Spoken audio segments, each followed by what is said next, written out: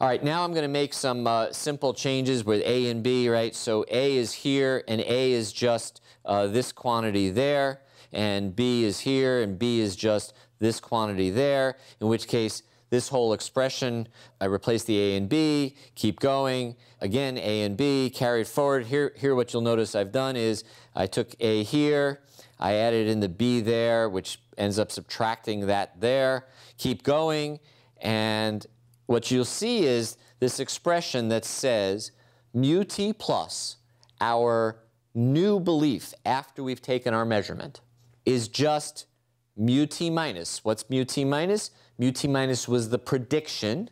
And then we have to change that prediction a little bit. And that prediction is changed based upon two things. The first thing is based upon this difference here. What's that difference? That difference is the residual, right? Y divided by m, that's the measurement's guess, right? That's the measurement's guess of x.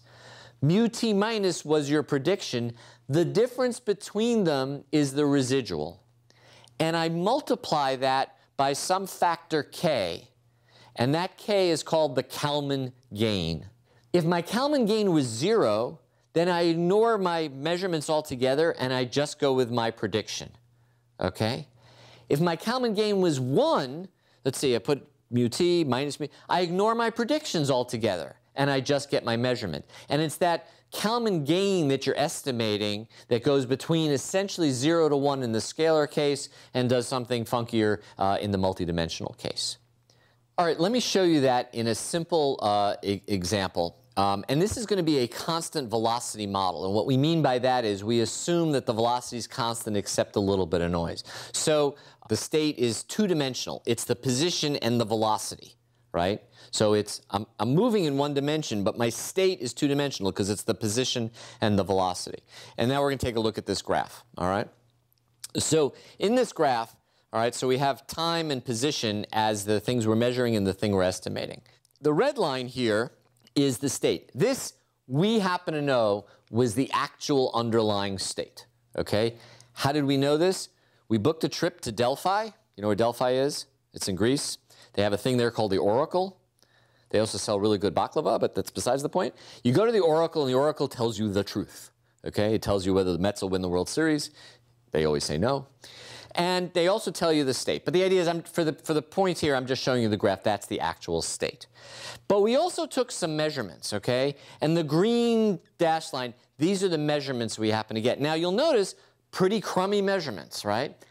Life is the way life is. This is the noise that we actually happen to get.